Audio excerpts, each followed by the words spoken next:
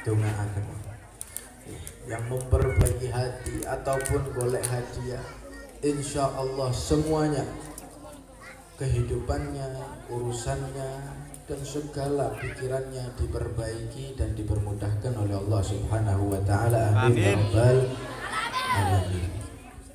Kepada segenap tokoh masyarakat yang hadir bersama kami, habaib kiai, alim ulama yang pada malam hari ini rawuh di tengah-tengah kita, wa min ajallihim khadimul majlis Al-Ustaz Sultan, dan juga ada Romo Yai Hasan Amin, ada Habibana Al-Am Al-Habib Al-Mahbub Abdul Qadir Ba'akil, ada Akhina Billah Al-Habib Hussein Al-Haddad, ada Akhina Billah Kiai Jamaluddin, dan segenap hadirin tanpa disebutkan satu persatu, tanpa mengurangi takdim kami kepada antum sekalian.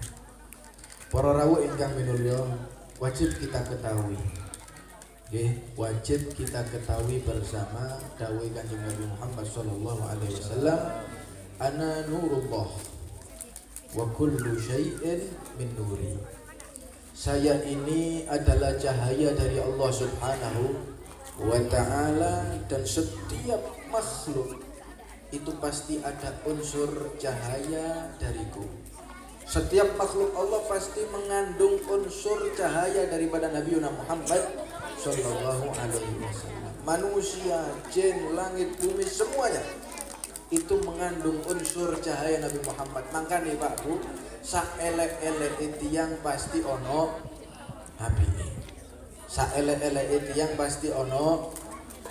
Kenapa? Karena dalam dirinya ada unsur Nabi Muhammad sallallahu alaihi wasallam. Akan tetapi kebaikan mereka berbeda-beda.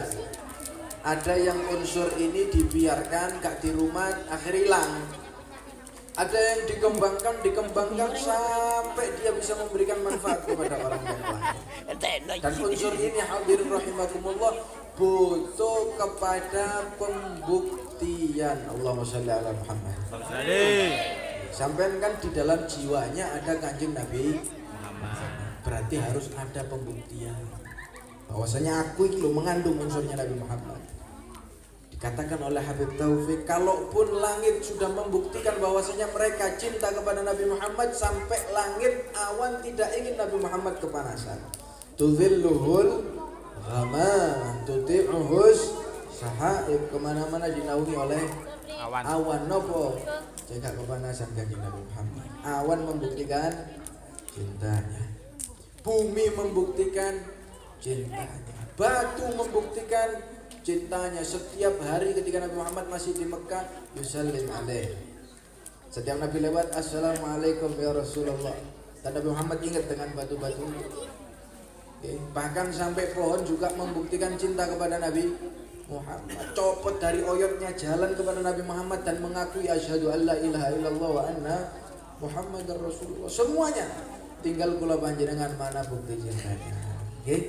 Mana bukti sayangnya, mana bukti rindunya kepada Nabi Muhammad sallallahu alaihi wasallam. Rawuhipun panjenengan istiqomah di majelis yang seperti ini, insya Allah sedikit demi sedikit bisa membuktikan cintanya. Amin ya rabbal amin.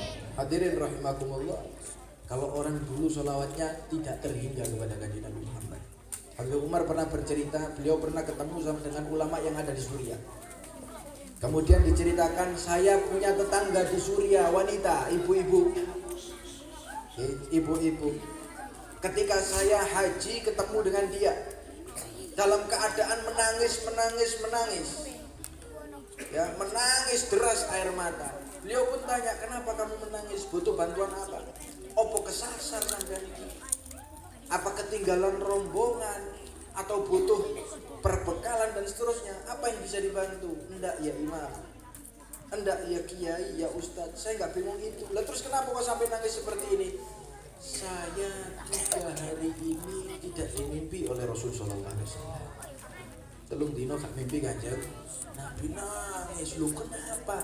Karena saya setiap harinya bermimpi dengan Rasul sallallahu alaihi wasallam. Biasanya setiap malam saya merem, saya tidur pasti mimpi Kanjeng Nabi. Telung dino Gak diwawu be Kanjeng Nabi, saya getun ada salah apa saya ini. Imam ini pun bertanya, wahai ibu saya mau tanya, sampean sholawatnya piro gitu? Berapa kali sih? Ya, berapa kali sih kok sampai bisa setiap hari mimpi Rasulullah? Saya wahai imam minimal, sanes maksimal nih gini, minimal 15.000 kali sholawat kepada Nabi Kanjeng Nabi Muhammad Sallallahu Alaihi Wasallam. 15.000 kali itu ini terus tiba. Lah kalau panjenengan wis rong minggu sekali gak gelem sholawatan ngono kepengin ketemu Kanjeng Nabi Muhammad. Mimpi nih. Ya, itu adalah angan-angan. Itu tidak bisa kita capai karena tidak ada pembuktian. Monggo ditirakati ngeten iki. Istiqomah 2 minggu sekali. Kalau punya semangat digas lagi sholawatan di mana-mana, dihadiri insya Allah. Dengan itu hidup kita akan diperbaiki oleh Allah Subhanahu wa taala. Tak lupa juga kepada Sahibul Hajah Aba Junaidi dan juga Aba Munir ya, yang selaku tuan rumah pada malam hari ini dengan hajat juga. Semoga dengan hadirnya antum, sholawatnya antum, anaknya masuk pondok, betah, ilmunya barokah, pulang jadi orang alim, bisa membanggakan Nabi Muhammad. Amin ya rabbal alamin. Hadirin rahimakumullah, perlu kita ketahui baktinya anak kepada orang tua sudah tidak perlu dipertanyakan lagi. Anak bakti nang wong tua niku wis wajar. Dan dalilnya di mana-mana, banyak dalilnya. Cuman yang kadang kita tidak tahu, baktinya orang tua kepada anak itu juga lebih penting. Dobib pripun sih orang tua bakti kepada anaknya nggih? Karena hukumnya Gusti Allah Subhanahu wa taala itu bukan tajam ke bawah, tumpul ke atas. Bukan berarti anak kudu bakti wong tua gak bakti nang anak indah. Anak bakti kepada orang tua juga berbakti kepada anaknya. Terus kompak. Nah, kalau anaknya suruh bakti, orangnya nggak pernah bakti, mana ketemu hadirin. Jadi orang tua juga harus berbakti kepada anaknya. Tapi sayangnya ini jarang kita dengarkan. Jarang ada nasihat orang tua harus bakti kepada anaknya. Kenapa sih? Al Habib Ahmad bin Umar bin Sumaid di dalam kitab Manhajus Sawi beliau mengatakan bahwasanya ya, asy-syari' lam yuraghib fi birril abna li'annahu istakfa 'ala al-wazi' at-tabi'i wa huwa aqwa min al-wazi' asy-syar'i. Karena hadirin, baktinya orang tua kepada anak, bakti itu kita artikan perhatian, cinta, kasih sayang dan seterusnya. Itu muncul tergerak bukan karena takut dosa, tapi karena murni cinta kepada anaknya. Anaknya buang air besar, di pempesnya koyok delok emas. Gini apa nggih? Allahumma sholli ala Muhammad. Anake sampean 3 dino gak iso ngising hadirin. Bingung apa bingung sampean? Bingung sekali delok kotoran anaknya seneng, alhamdulillah. Digumoi oleh rezeki. Saking cintanya orang tua kepada anaknya. Panas dibuka kelambine bapake, dipeluk anaknya. Kenapa? Cek. Demamnya itu ditransfer, demamnya itu berpindah. Dados istilahnya orang tua itu nggak perlu diajari untuk bakti kepada anak-anaknya. Allahumma sholli ala Muhammad. Ahlan wa sahlan, telah datang bersama kita Ustadz Al Habib Taufik Barakbah yang insya Allah menjadikan majelis ini lebih berkah. Amin Allahumma amin.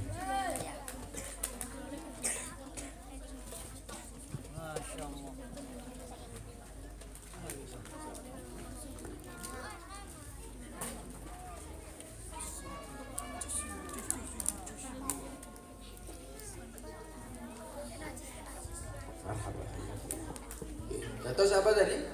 Allahumma sholli ala Muhammad. Oh, bahas apa? Terus dulu ya ini. Kerucuk-kerucuk kan? Betul. Baktinya orang tua kepada anak. Kenapa syariat itu udah banyak dalilnya? 1, 2 cukup. Karena orang tua itu sangat cinta kepada anaknya. Maka dari itu ada pepatah yang mengatakan satu ibu bisa mengurus merawat 10 anak belum tentu bisa merawat seorang ibu, seorang bapak, seorang tua. Hadirin, nggih, niku pinten wau? 1 ibu 10 Wong teko. Anak 10 wonten sing anak 10. Allahu Akbar. Alhamdulillah. Saiki lecek-lecek hadirin. Nggih, wanine kabeh dua anak, Cu. Kabeh niku kadang keluarga berencana, kadang maknane nggih kebablas atau kebobolan dan seterusnya.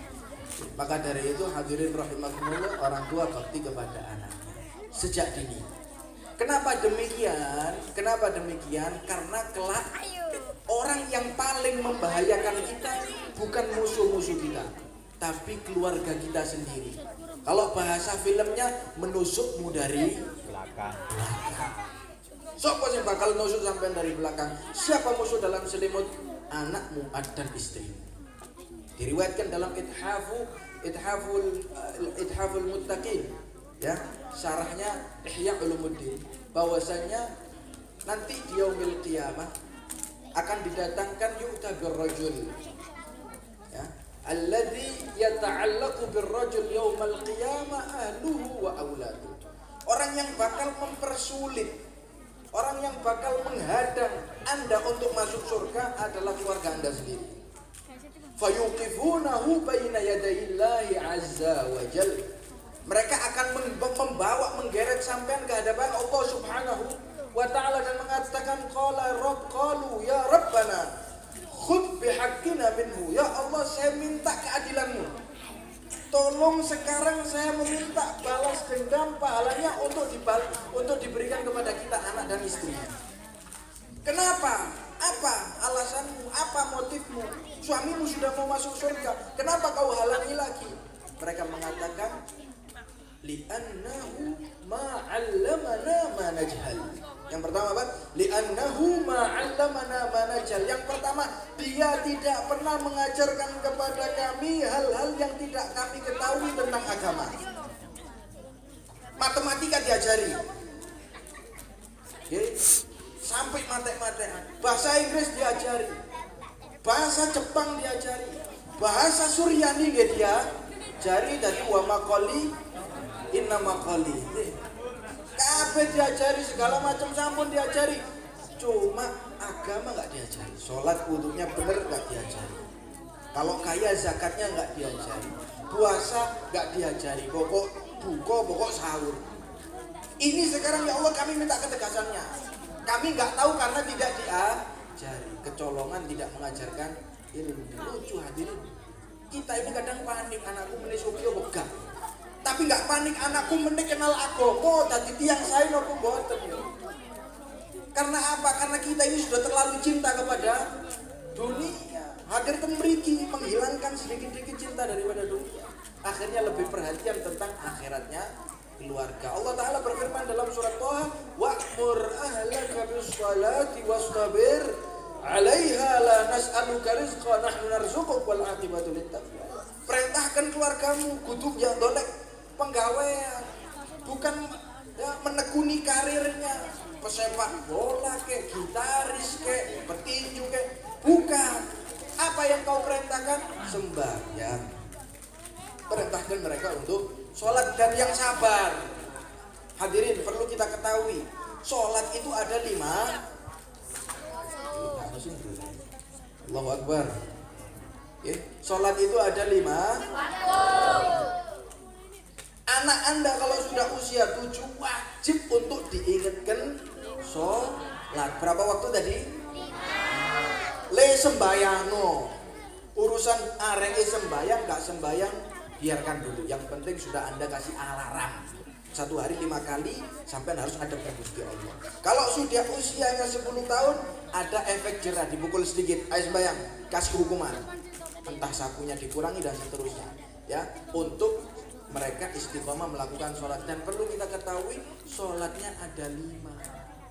Kadang awak dhewe nganggepe sholate namung 4. Cobone gak dita. Lho niku wajib berarti 7 tahun sampai tangi milih sembayang kok.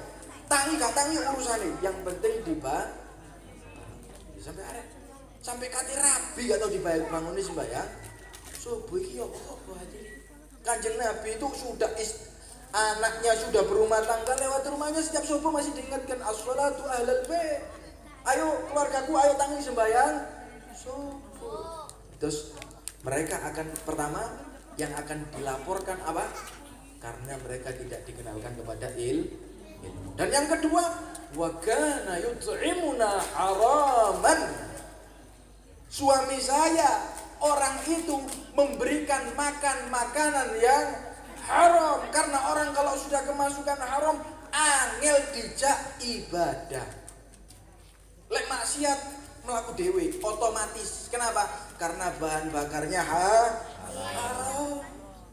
Kalau sudah masuk haram angel bakal sampean ibadah. Maka dari itu fayaqtas sulahum minhu.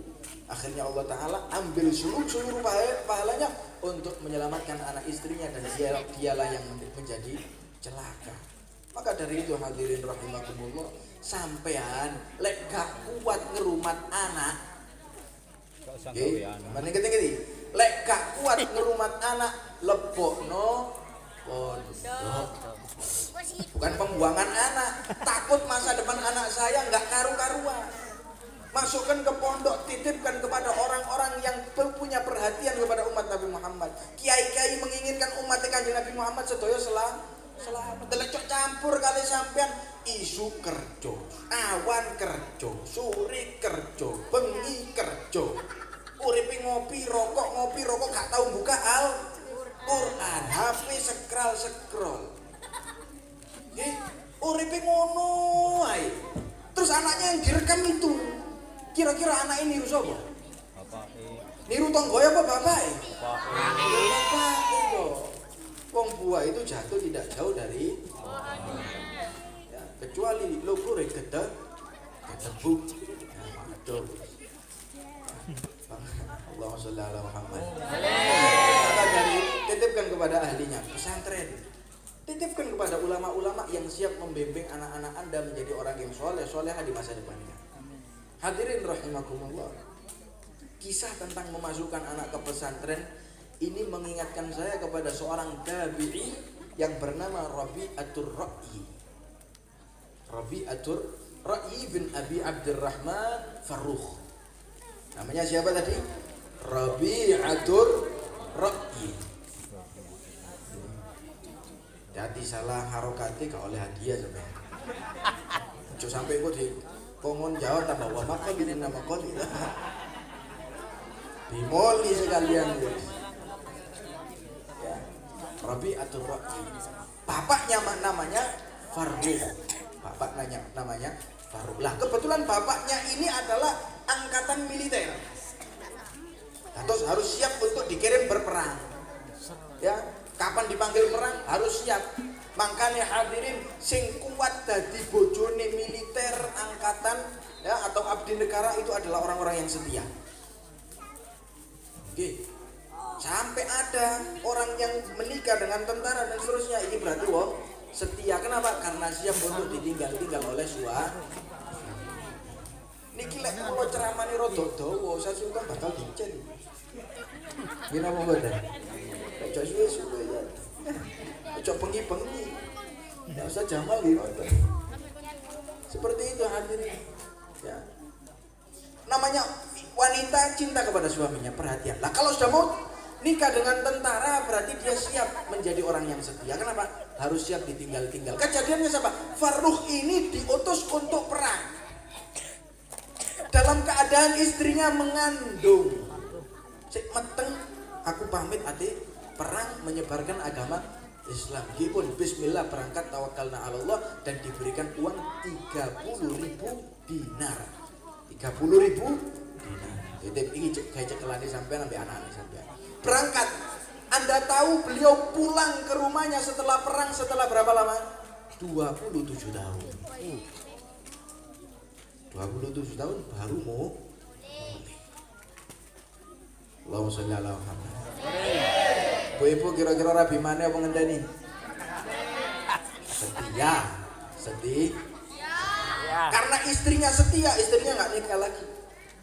Ketika Farrukh itu mau masuk rumahnya membawa persenjataan lengkap, kepapas dengan Robi'atul Ra'i, anaknya yang dulu ditinggal dalam kandungan sudah gede.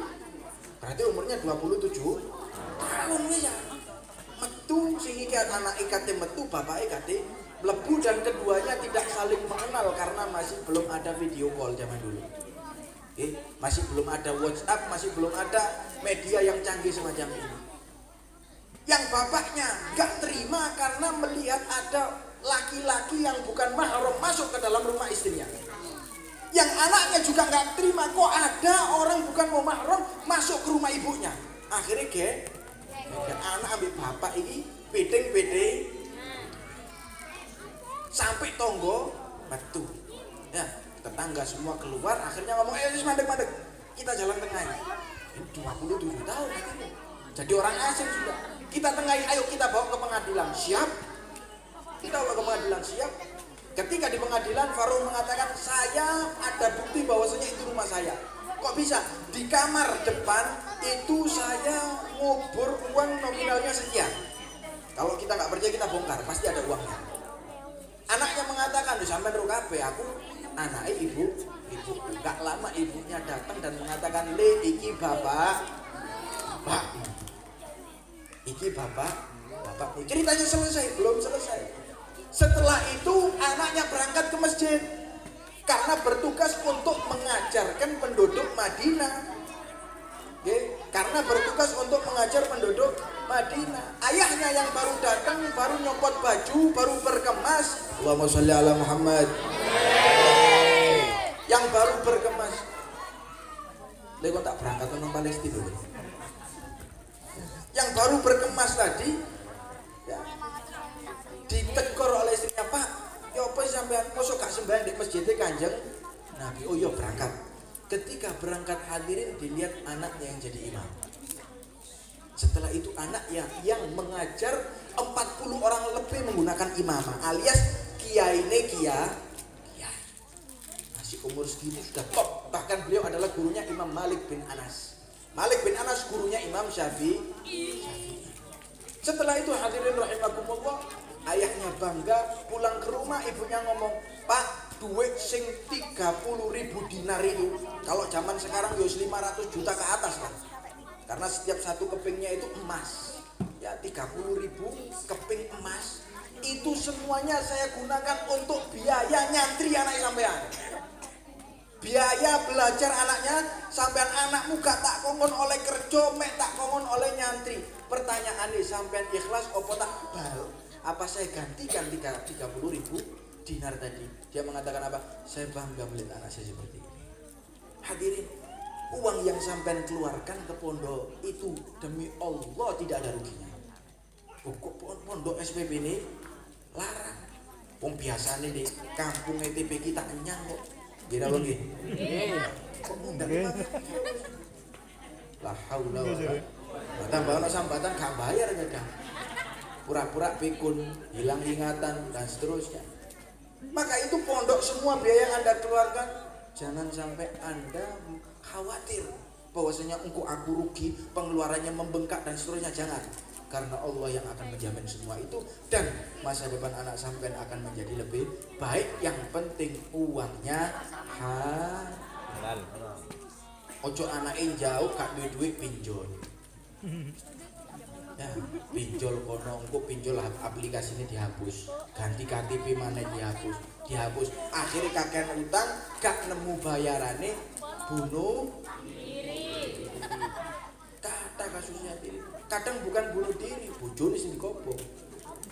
Kira bang gitu? Nggih. Dibakar hidup-hidup. Maka dari itu berikan uang yang halal. Usahakan PPK gak sangoni. Pak, Bu, anak sampean lek mlebu pondok kok tambah lemu. Nah, ini berarti dipertanyakan. Alhamdulillah. Allah. Berarti kerah.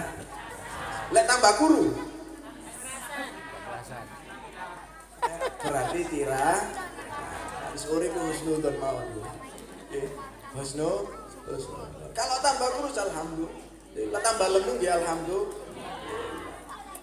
Anak sampean di pondok jarang tidur biasa, Pak, Bu, karena mereka dididik untuk menjadi militernya Kanjeng Nabi Muhammad Shallallahu Alaihi Wasallam yang memberantas syaitan, dajjal dan semua yang merusak agama iman umat manusia. Maka dari itu, dan yang terakhir pesan saya, Abdullah bin Mubarak itu pernah disambati sama seseorang.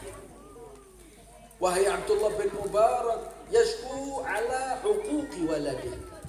Abdullah bin Mubarak, anakku iki angel tuturane, anakku iki angel cekelane, mesti bantah, mesti berontak dikandani, gak kena dikandani, gak bisa dituturi. Gimana terus jalannya? Dok, dia bertanya, Abdullah bin Mubarak bertanya, ada auta alaih. Sebelum saya kasih jawaban, saya mau tanya, apakah kamu pernah mendoakan jelek untuk anakmu? Enggih. Jawabannya ini yang pengadu, enggih. Karena kadang kulit kadung kemes, metu iku wis kebun bina Jahannam, Sa'ir, Sakor, nama-nama neraka, nama-nama Jahannam, Ifrit, Iblis, Jin. Kadang seperti itu kalau sudah lepas kontrolnya kadung mokong temenanan. Jawabannya Pak, anta afsaddahu, sing rusak anakmu awakmu dhewe. Dengan apa? Doa-doa jelek.